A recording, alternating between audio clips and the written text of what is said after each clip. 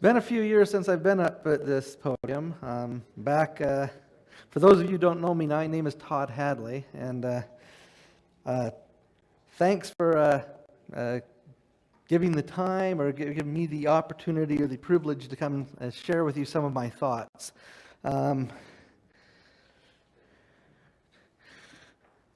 I currently work for a company that has no name, and that's the coolest part about it. There's a long story that goes behind that, but I'm just going to leave it at that. Before this, I've worked for Access Data, I've worked for Alpine School District, and let me be very clear here, I've never worked for any of the agencies that have 3 letters in them, but I've worked with all of them. And I've also been a member of Utah Saint for a lot of years. Back when we met in the Eccles Broadcast Center and all of us fit in one of their conference rooms. I've been a script kiddie for a long time. I'm not a hacker. I wish I was. Someday when I grow up, I want to be like Troy. My alias, if you're looking for me, is Yep.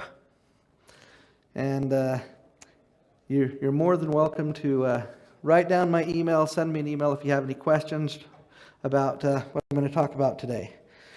The real crutch of my discussion is more of a thought process on what is non-identifying information or what is identifying information. And I'd like to start with a little bit of a story. Years ago, when I was in high school, a particular young lady caught my attention. She was very interesting. And of course, I asked her out on a date. She said no. Not to be discouraged, of course, I asked for her phone number, because obviously that was a better approach. She said no, but she stepped it up just a little bit. I said, give me a chance, come on, just one.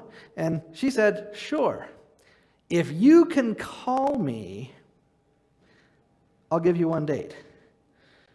And I said, great, give me your number. No, I'm not giving you my number. And she laughed and walked away, confident that because of the fact that she had an unlisted number, she would never have to date me, and it was great. Now, I walked away even more excited because I knew something that she didn't. I had a job at the time that allowed me to get access to certain information. On the way home from work that day, on the way home from school, I stopped by the DMV, by the county courthouse, and by the city library. Armed with this bundle of research, I very excitedly got ready to go give her that phone call and share with her my findings. I gave her full name, her parents' names, the mortgage company, and how much they paid. I continued the assault with a list of all of her siblings and their birth dates, and I also continued on, here's the kind of car your parents drive, and by the way, you just got your driver's license, and here's your social security number that they put on your driver's license. Now, the call didn't go so well after that. As you can guess, she was less than impressed, and the call ended with me losing any hope of ever getting that date. And in fact, I don't recall ever speaking to her again. Why do I tell this story? Because this was really all happened before the internet. Now, the internet still existed. I was on FidoNet and Usenet at the time, but it was sort of a home thing, and none of this information that I gleaned was available on the internet back then. But today, it is. I used all public records. Everything was available at the library, the DMV, the county building. Today, all of those records are online. A quick Google search on my phone, and I can, with little effort, find a lot of information about just about anybody I want to. Most of us security people are aware of that. People come in and we show off our skills and say, look, people.com and hop in and scare them to death with, look, there's your old house, there's your old thing. But the thing is, that's because we already know who they are, and we're just searching information about them. Time for another quick story. I'm going to go back even further now. In 1967, I was born. A few days later, actually almost exactly 50 days ago today, I was adopted. Now, when I was adopted, my birth parents, the hospital, the court system, and the adoption agency, and pretty much everybody involved in the whole process went out of their way to protect the identities of everybody involved. I can't even get my own medical records. The court sealed the records. The hospital, to this day, says, I'm sorry, you don't have rights to those. The only information I had was, and I left it down here. The only information I had was this little card with the information they handed my adopted parents that said, let us tell you everything we're ever going to tell you about the birth parents. Short. That helps. They actually got more detail there. Dad was 5'8", blue hair, brown eyes. Reverse that. Okay. Mom, 5'2", brown hair, blue eyes. Okay. That's it. That's everything I knew. Oh wait, there is a little scratch here. English and German, maybe. And the maybes on the paper. Okay? Not very helpful. Especially if you're trying to answer the questions that I was looking for.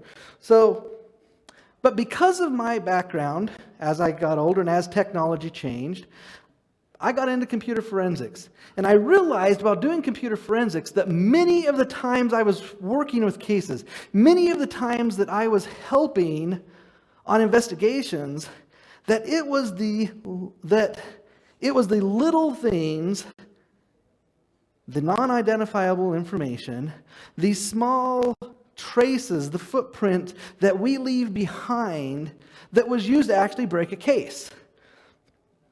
Most people didn't bother log in, leave their name, say, I so-and-so just did this, and put the confession on the computer. What they did is you found out, oh, well, look, when they were doing that, they also happened to check their email, or they checked the weather at their house, or they did, and I've had some very interesting cases. But in any case, I knew that the smallest, seemingly unimportant clue often broke the cases that I assisted with. So I asked myself, is it possible to use the non-identifying information that an adoption agency will give and use that to identify a person?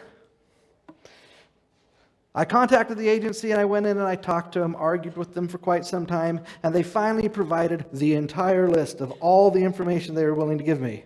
So let's run through that. She had brown hair, blue eyes, 5'2", and 135 pounds. She liked music. She liked tennis, swimming, was in her third year of college, had 4 siblings, and worked in a clothing factory.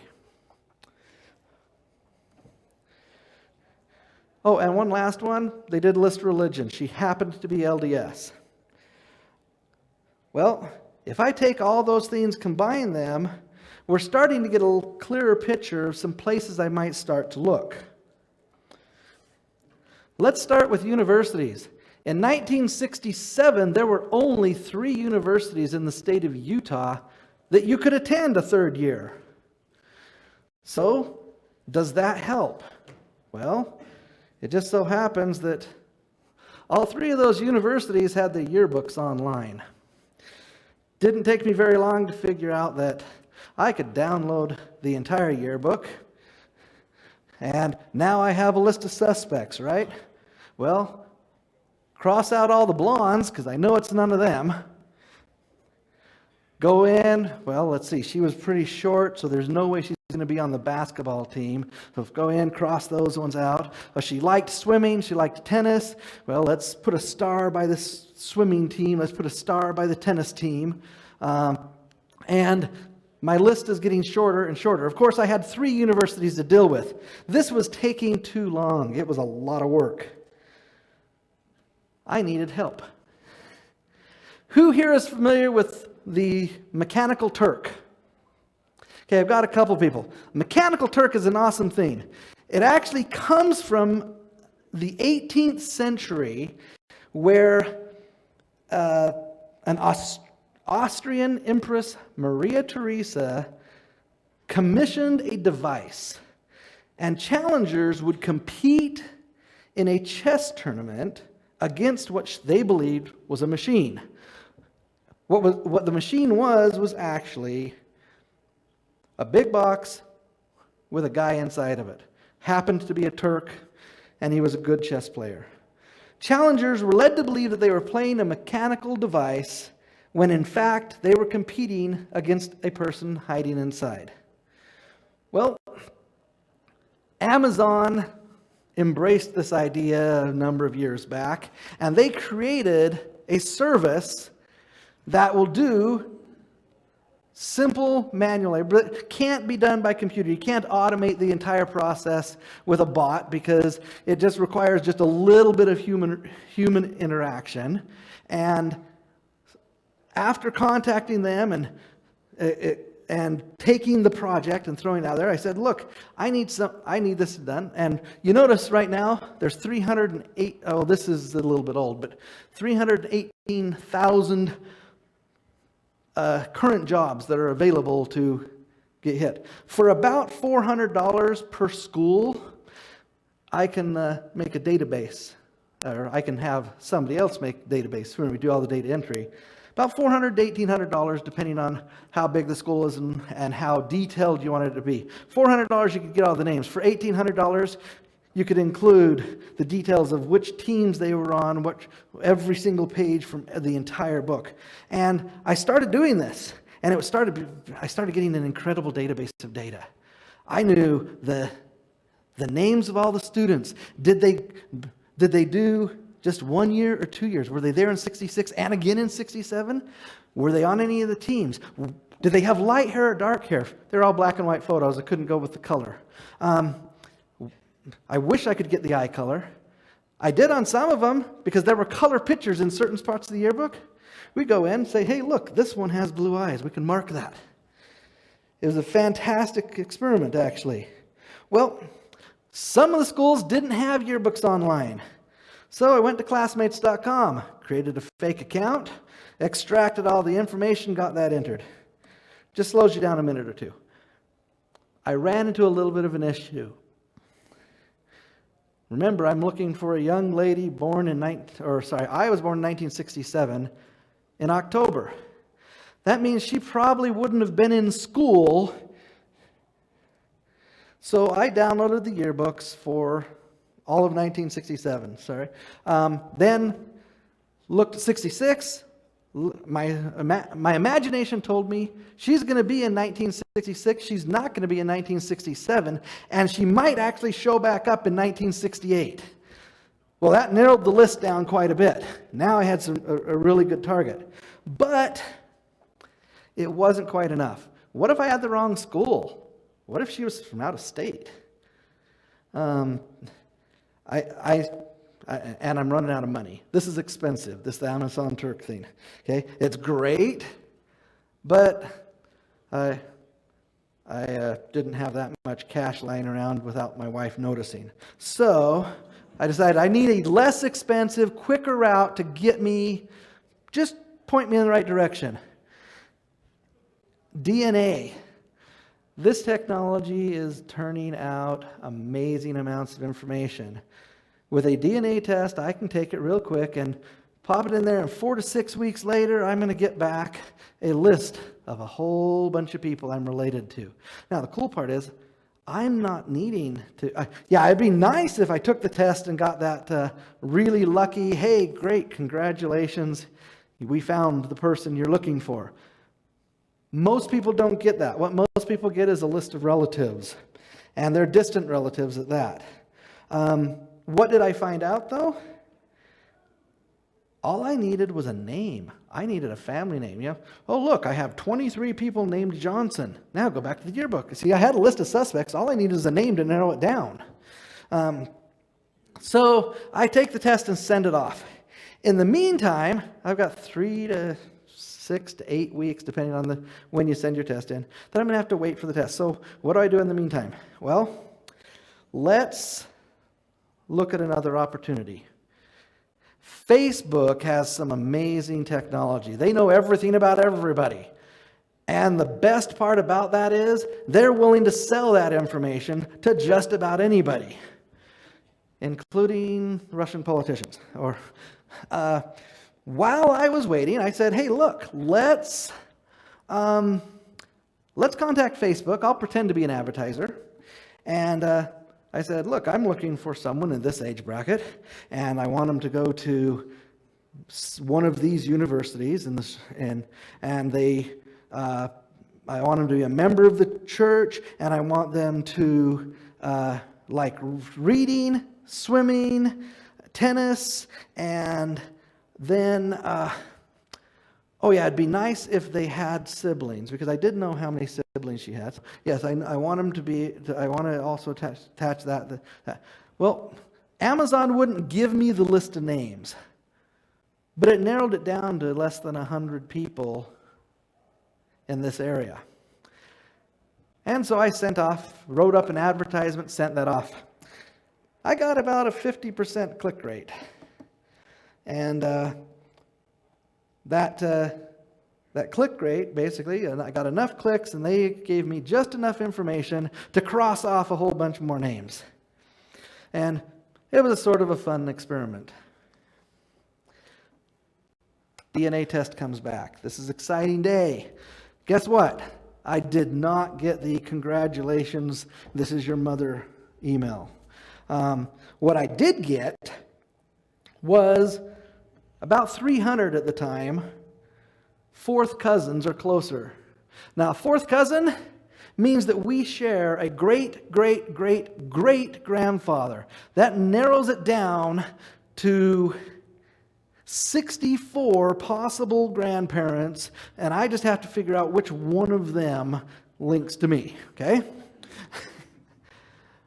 Now, what I did, I looked at all 64 of those, compared those again with all the names in the yearbook. Didn't work real well. It led me down some paths. Like, hey, look, here's a name that matches. Let's trace that person. Nope, doesn't match any of the other stuff. Next one.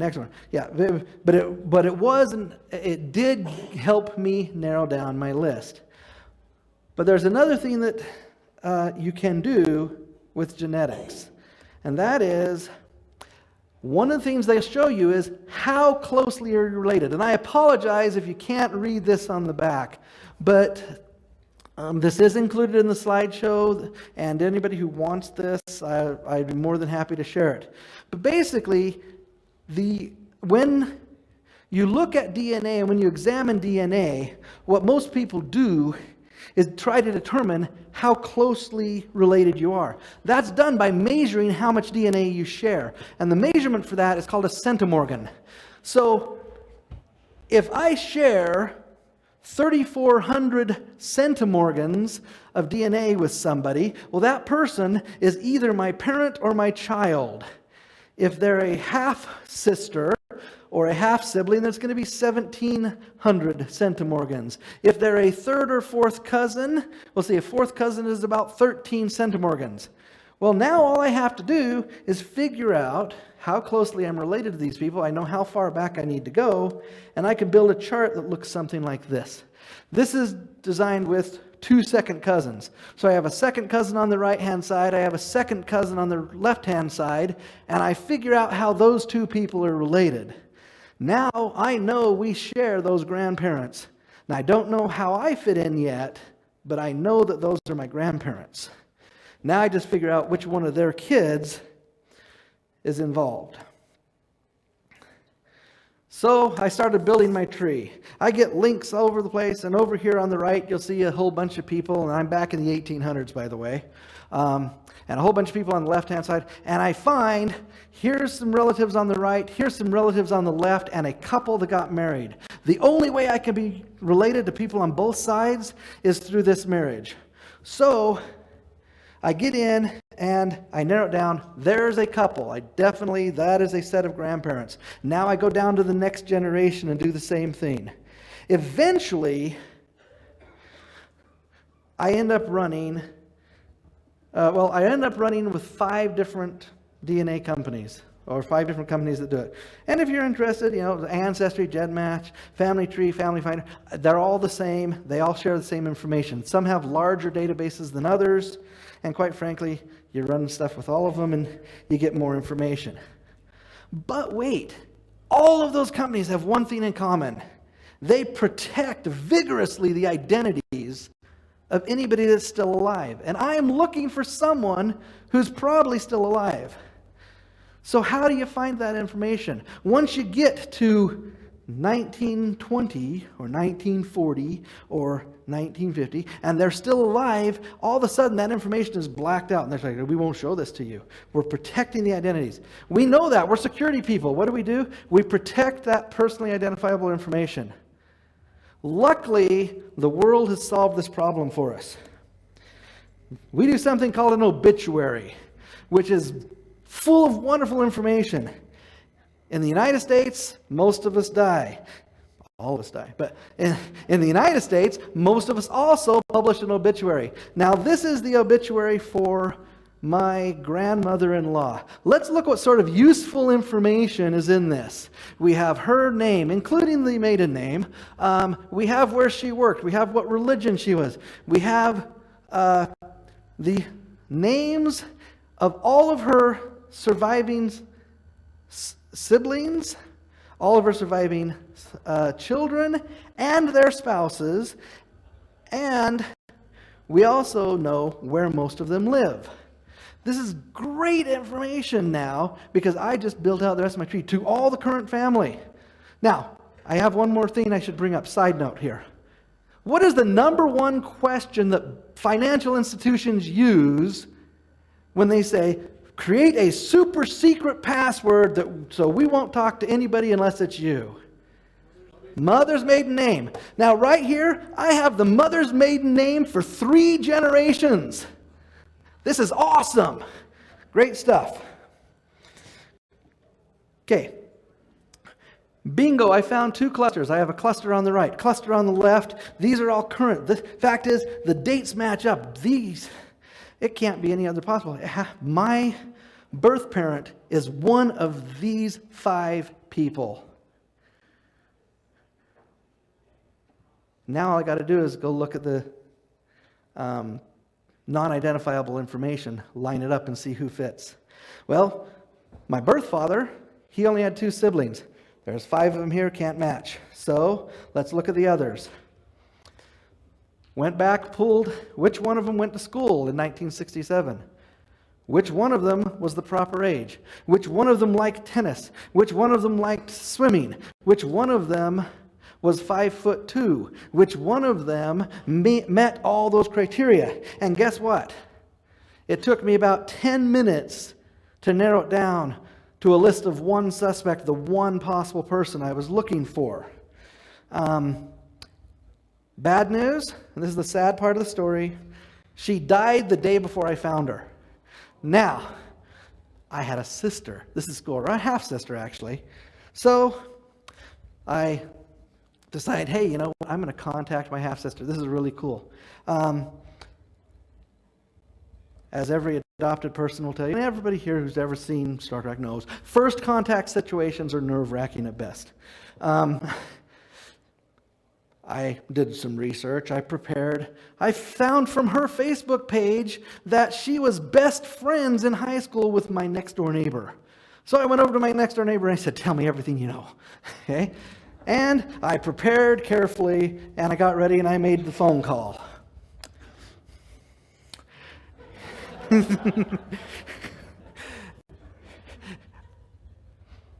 I don't know exactly how to say or how to word or how to plan this correctly, but it is very difficult. Imagine someone walking up to you or calling you or sending you an email and one day saying, "Hi, I'm your long-lost big brother that your mom never told me about."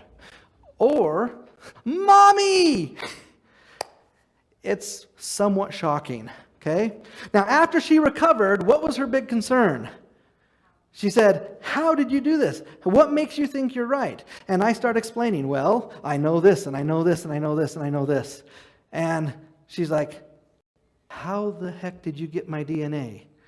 How in the world did you do this?" Well, and I've tried to explain, "I didn't get your DNA. I used the DNA of 40 of your cousins." She was even more freaked, okay? And I am running out of time, correct? Okay, so we're going to skip through. We'll watch a real quick video, a modern-day demonstration, fictional, but still relatively accurate to what we try to accomplish. Sir, yes, sir. Garcia, how many boys live within a 15-mile radius of Francesca Morales? Thousands. Sir, like literally. All right, narrow your search by hair color. We're only interested in boys with brown hair. All right, this is gonna take me a while because kids that age don't usually have photo IDs. They have passports, maybe, but it's all about the parents' social media. I'm gonna handle this. I'll hit you back when I have something. All right, thanks. We should take another look at our arson arrests in the area, see if any have brothers and sisters. Ready, willing, and excellent, sir. Garcia, our list of arson arrests and convictions in California. Okay, those are mostly men. Yeah, they're all men. BTW, bad boys who play with fire. How many of them have siblings? It's a lot of names. I'm gonna get jiggy with it and give you less of those. 166. We profiled that he might sublimate his desires with work. Do any of them have jobs in any fire-related businesses? Okay, hold on. Searching. One name. Two names. Still searching. Why does the last 10% always take so flippin' long? There we go. 3 names. All right, go ahead. First up is John Bryant. He is a firefighter in San Diego. Definitely not our unsub, because according to Facebook, he's been in Hawaii for the last week with his wife and adorable kids. All right, who else? Next up, we have Steve Addison. He's a sales exec at Wing Ho Fireworks in Riverside. Definitely not it, because he's been in Shanghai for the last month. And lastly, we have Rudy Sheffield. Certainly not our unsub, because he is serving 2 years in Chino State Prison on drug charges. All right, expand your search to neighboring states. Okay. Arizona, Nevada, Oregon, 36 names. I'm gonna cross-check those with guys who have siblings and work in fire-related occupations. And we got, hello, John David Bates, resident of Nevada, currently renting an apartment in Los Angeles. We're not quite there yet, but I would be lying if I told you that stuff similar to this isn't already being done. Let's take a look at some of the stuff that's on the web already. A list of all the people who have ever had a ham radio or a ham radio license or FAA permit of any type. There are people in this room that have that.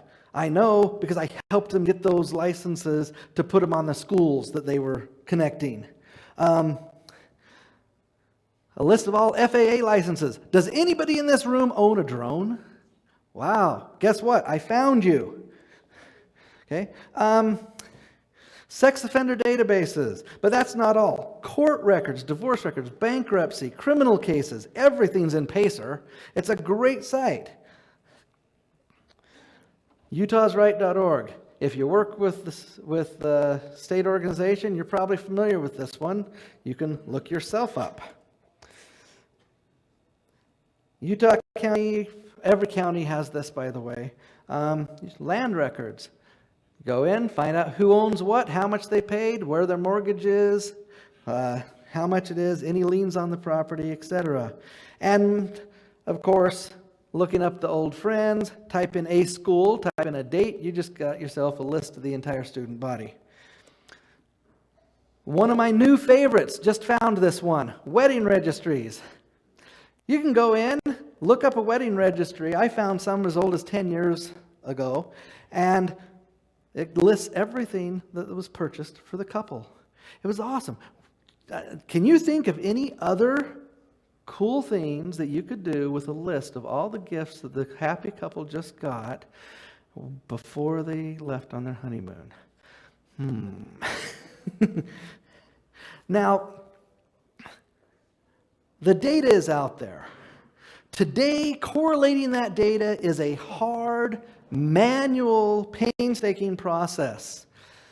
A lot of the things that I'm doing are making that easier because I help lots of people, lots of adopted people find their birth parents using that information.